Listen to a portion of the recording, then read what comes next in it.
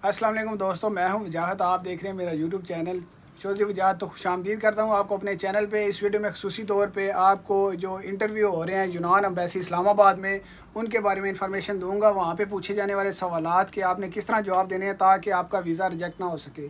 तो चैनल को सब्सक्राइब कर लें इंशाल्लाह। अब जो इस चैनल पे लेटेस्ट न्यूज़ वगैरह और जो नई इन्फॉर्मेशन है यूनान के मतलब वो आपको मिलती रहेगी। तो सबसे पहले आपको बताता चलूँ कि यूनान से जो यहाँ से वीज़े जा रहे हैं यूनान एम्बेसी इस्लामाबाद में, बहुत सारे लोगों के वीज़े रिजेक्ट हुए हैं। इस वजह से बहुत सारे दोस्त मुझे कॉल करते हैं कि सर हमें इन्फॉर्मेशन दें ताकि हमारे दोस्तों के जो वीज़े हैं वो रिजेक्ट ना हो, ताकि ये इस परेशानी से निकला जा सके। सबसे ज़रूरी चीज़ ये है कि जो लोग वीज़े एजेंटों के ज़रिए लगवा रहे हैं उनका ज़्यादा मसला आ रहा है। जो लोग अकेले खुद डायरेक्ट लगवा रहे हैं उनका इतना मसला नहीं आ रहा।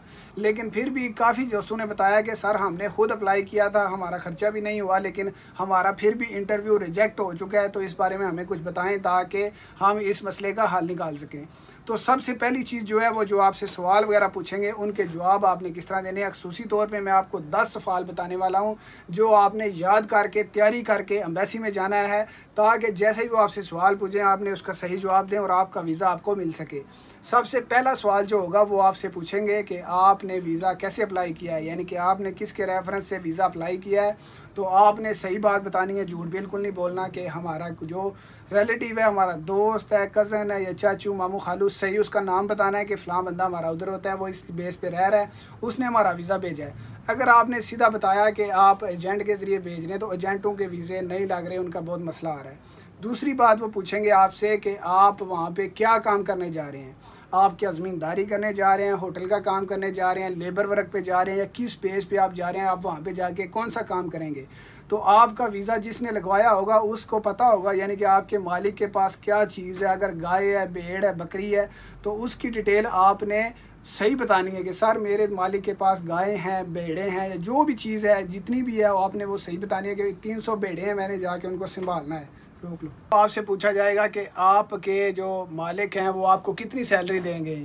आपकी सैलरी भी पूछेंगे, वो आपकी दिहाड़ी भी पूछेंगे कि एक दिन के कितने पैसे हैं और आपके एक महीने के कितने पैसे हैं। और वो आपको सही जो कॉन्ट्रैक्ट पे लिखे होंगे पैसे और या दिहाड़ी जो भी लिखी होगी वो आपने बिल्कुल एक्यूरेट सही बतानी है। और उसके बाद वो पूछेंगे कि आपका जो मालिक है वो आपको कितने टाइम के लिए वीज़ा दे रहा है, कितना टाइम जाके आपने वहाँ पे कितने अर्सा काम करना है, 1 साल करना है, 6 महीने करना है, 1.5 साल करना है, 2, जितना भी कॉन्ट्रैक्ट में लिखा होगा आपने वो बताना है टाइम कि मैं फ़लाने इतने टाइम के लिए जा रहा हूँ।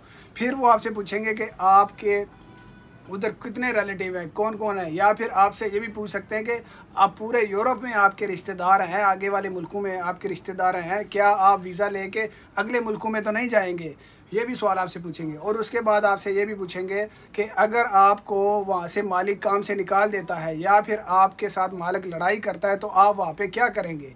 इस सवाल का जवाब भी आपने बड़े ध्यान से देना है। और उसके बाद ये भी ज़रूरी है कि ये भी पूछ सकते हैं आपसे कि आपका जब वीज़ा ख़त्म होगा क्या आप वापस पाकिस्तान आओगे या फिर आप यूनान में रह के किसी और मालिक के पास जाके काम करोगे। तो इन चीज़ों का खासूसी ख्याल रखना है। और उसके बाद आपसे ये भी सवाल पूछा जा सकता है कि क्या आपने यूनान में ही शादी करनी है या फिर आपने पाकिस्तान आके शादी करनी है, आप अपने मुस्तकबिल को कहाँ पे देख रहे हैं।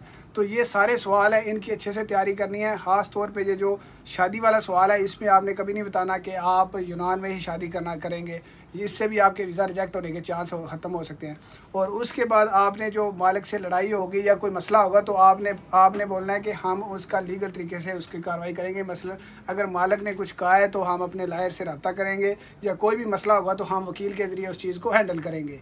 और उसके बाद जो आखिरी सवाल आपसे ये भी पूछ सकते हैं कि आपके कितने खर्चा हो गया आपके ऊपर, यानी कि इस वीज़े ऊपर कितने पैसे आपने टोटल दिए हैं। तो अगर आपने रेगुलर तरीके से लगवाया वीज़ा तो उसका तो ज़्यादा खर्चा नहीं है। जो मुनासिब वकील का खर्चा होता है या फ़ीस या पारावला वगैरह होता है वो आपने बताना है। तो उसके बाद ये जो चीज़ें हैं, ये जो मैंने आपको सवालात बताए हैं, इन सवालों की अच्छे से तैयारी करनी है। और खसूसी तौर पे जो कॉन्ट्रैक्ट लेटर होता है, अगर वो ग्रीकी लैंग्वेज में होता है, उसको कहते हैं सिंवासी अर्गासियास, अगर आप उसको इंग्लिश में ट्रांसलेट करा लेंगे तो आपको वहाँ पे सारी चीज़ों की डिटेल सामने आ जाएगी। और ये भी साथ में देख लेना है कि आप एथेंस शहर में काम करने आ रहे हैं या किसी यूनान के किसी और शहर में काम करने आ रहे हैं। वो आपसे शहर भी पूछ सकते हैं, आपसे गांव भी पूछ सकते हैं, और ये भी पूछेंगे कि आपने काम जिधर करना है उधर रहना कहाँ पे है। रिहाई के बारे में पूछ सकते हैं। आपको ये सारे सवाल आपके जो कॉन्ट्रैक्ट लेटर होगा उसमें मिलेंगे, या जिसने आपका वीज़ा भेजा होगा ये सारे सवालों के जवाब आपने उससे एक बार दफ़ा पूछ लेने हैं, ताकि अगर आपका कोई भी सवाल गलत हो जाए तो उसको आप ठीक कर सकें, फिर आपके चांस हो जाएंगे वीज़ा लेने के 100%। तो ये ज़रूरी बातें थी। अगर आपको ये चीज़ें नहीं समझ आ रही तो आप मुझसे रब्ता कर सकते हैं। और अगर यूनान में रहते हुए आपको किसी कागजात की परेशानी हो या ID कार्ड पासपोर्ट बनाना हो तो उसकी सहूलत हम यहाँ पे दे रहे हैं। आप इस चैनल को सब्सक्राइब कर लें। नेक्स्ट मालूमात अगली वीडियो में इंशाल्लाह। अल्लाह हाफिज़।